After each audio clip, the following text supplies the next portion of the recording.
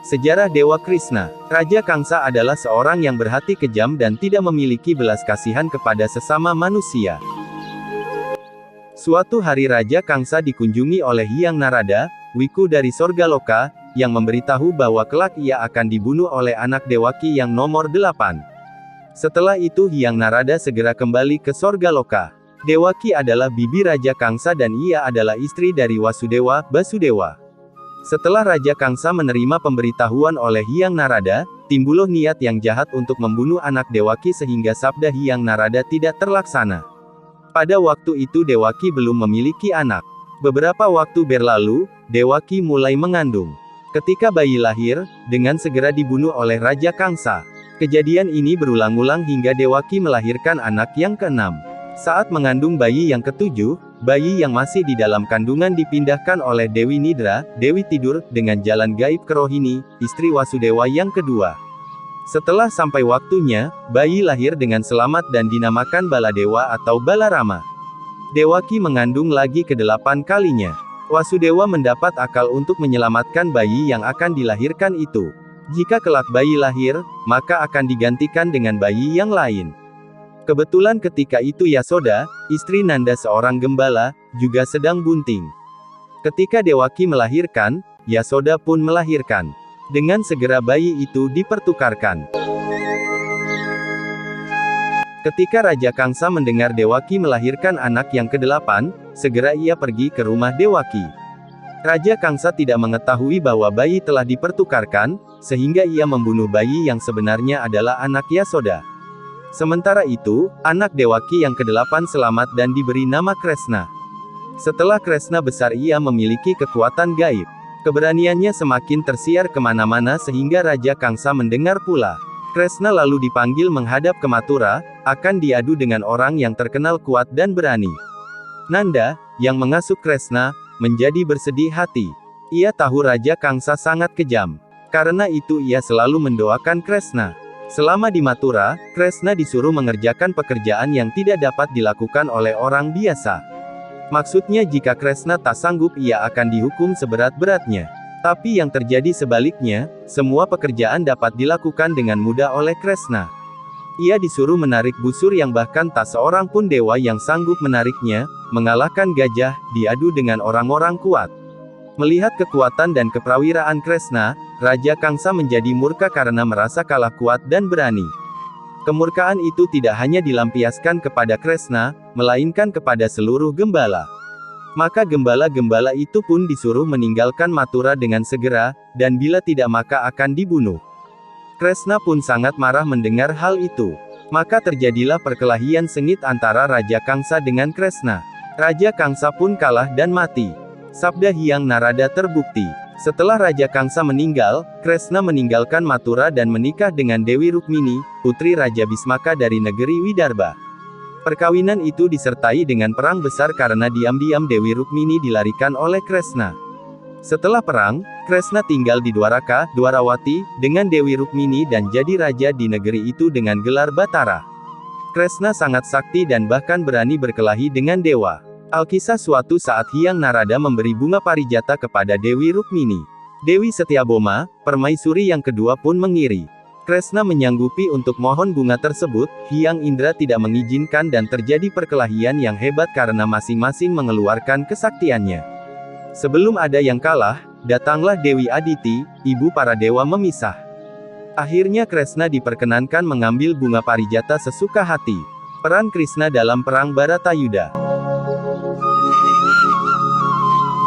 Sri Krishna adalah titisan Dewa Wisnu yang bertugas melindungi Pandawa yang mana didolimi pihak Kurawa dan memenangkannya dalam Perang Bharatayuda. Sebelum perang dimulai Kresna tampil sebagai duta Pandawa ke Astina dalam rangka menyelesaikan konflik perebutan kerajaan Astina. Misi yang diemban Kresna adalah agar tidak terjadi perang. Pandawa minta setengah wilayah Astina kepada Kurawa, andai kata tidak diberikan Pandawa rela hanya menerima 5 wilayah pedesaan yaitu Awistala, Urekasala, Waranawata, Makandi, dan Awasana. Bagaimanapun Pandawa tetap menempuh jalan damai. Namun Duryodhana menolak mentah-mentah permintaan Kresna, bahkan dengan seluruh kekuatan Kurawa berusaha membinasakan Kresna. Dalam keadaan terdesak Kresna berubah menjadi raksasa dan akan menghancurkan Kurawa, namun Batara Narada mencegahnya dan menjelaskan bahwa menurut serat Jitapsara perang Baratayuda harus terjadi. Akhirnya Kresna mengurungkan niatnya tersebut, sadar perang Baratayuda akan terjadi. Dengan kepintarannya Kresna berusaha sedikit demi sedikit melemahkan posisi Kurawa antara lain dengan meminta karena memihak Pandawa, namun merasa sadar bahwa dirinya berhutang budi kepada Kurawa dan lebih mementingkan Astina sekalipun Kurawa di pihak yang salah, karena menolak permintaan Kresna tersebut, demikian pula terhadap Baladewa kakaknya sendiri yang sebenarnya bersikap netral. Sadar sang kakak akan memihak Kurawa, Kresna memohon Baladewa untuk bertapa di Grojogan Sewu yang dijaga Setyaki. Baladewa sendiri adalah satria yang senang melakukan tapa brata, dia tidak bisa menyaksikan keseluruhan berlangsungnya perang Baratayuda dan baru muncul di saat di akhir episode perang tersebut ketika Bima bertarung melawan Duryodhana. Dalam perang Baratayuda, Kresna memihak Pandawa. Ia dipilih Arjuna sebagai penasehat yang mana Kresna tidak diperbolehkan mengeluarkan senjata untuk berperang langsung dengan pihak Kurawa, sementara pasukannya yang berjumlah besar dipilih Duryodhana menjadi bagian dari pasukan Kurawa. Pilihan yang dijatuhkan Duryodhana membuat Sengkuni marah kepada Duryodhana. Baginya apalah arti pasukan yang besar jika tidak melibatkan pengatur strategi yang ulung sekaliber Kresna. Kresna pada waktu perang memposisikan diri sebagai kusir kereta Arjuna. Kresna juga memantapkan hari Arjuna yang masih ragu-ragu melihat orang-orang yang dihormatinya seperti Bisma dan Durna berada di pihak Kurawa. Arjuna mendapatkan lawan yang sepadan yaitu Karna yang tak lain kakak tertuanya sendiri. Kereta Karna dikemudikan mertuanya sendiri yaitu Prabu Salya. Prabu Salya sebenarnya tidak ingin Baratayuda terjadi sehingga dalam mengemudikan kereta Karna ia setengah hati sampai pada suatu ketika roda kereta Karna terjerembab dalam tanah. Mengetahui hal tersebut Kresna menyuruh Arjuna segera melepaskan senjata Pasopati. Pada awalnya Arjuna tidak mau karena hal tersebut bukan tindakan ksatria.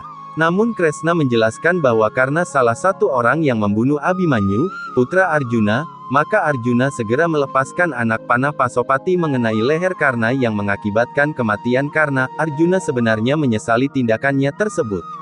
Prabu Salya sendiri tewas di tangan Puntadewa.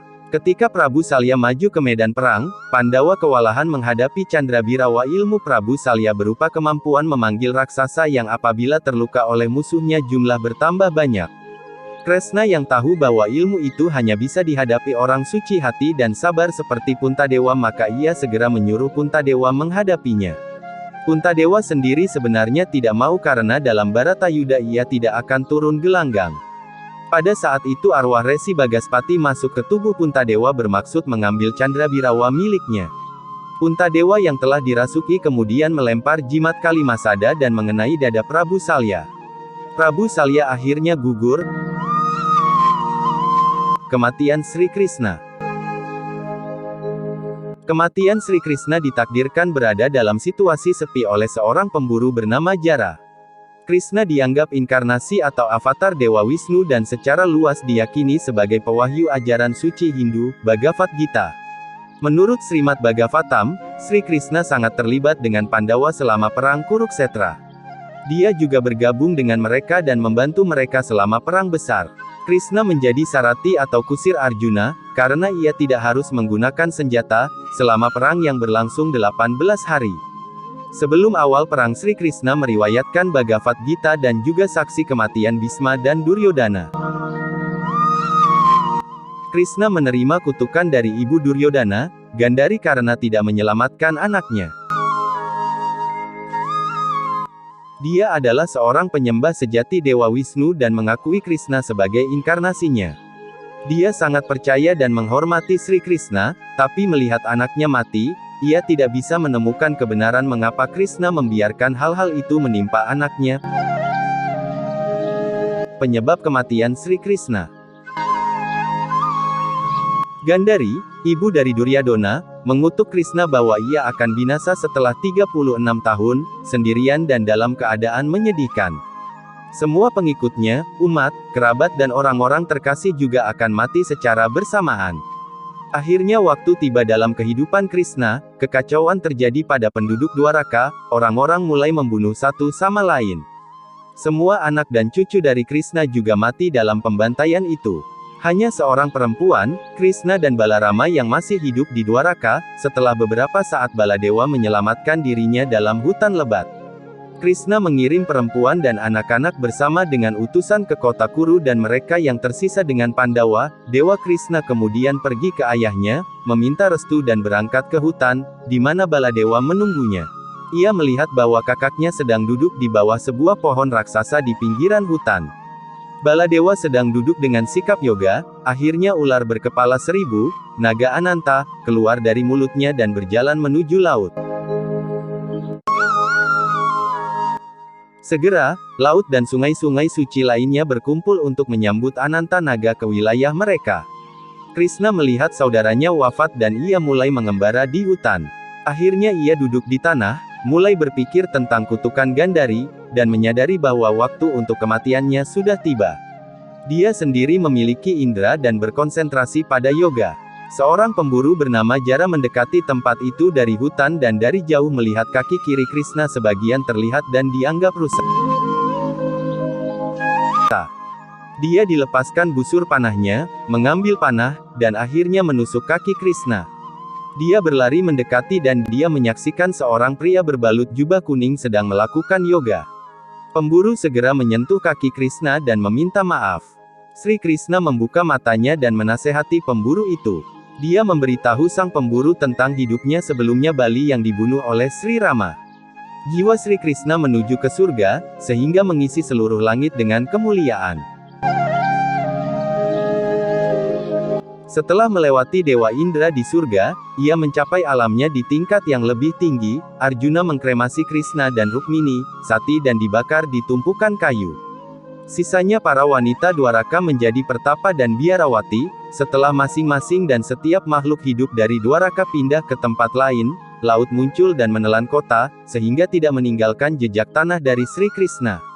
Hal ini diyakini bahwa Sri Krishna hidup di bumi dengan saudara Balarama selama 126 tahun dan 5 bulan. Menurut para peneliti dan para ulama, dia menghilang pada tanggal 18 Februari tahun 3102 sebelum Masehi. Era setelah kepergiannya menandai awal dari Kali Yuga. Dikatakan Krishna telah meramalkan bahwa tepat 7 hari setelah hilangnya Tuhan, kota emas Dwarka dan kuil Dwarkanath di Gujarat akan tenggelam oleh lautan. Demikian kurang lebih sejarah asal-usul Sri Krishna atau Basudewa dalam kisah Mahabharata.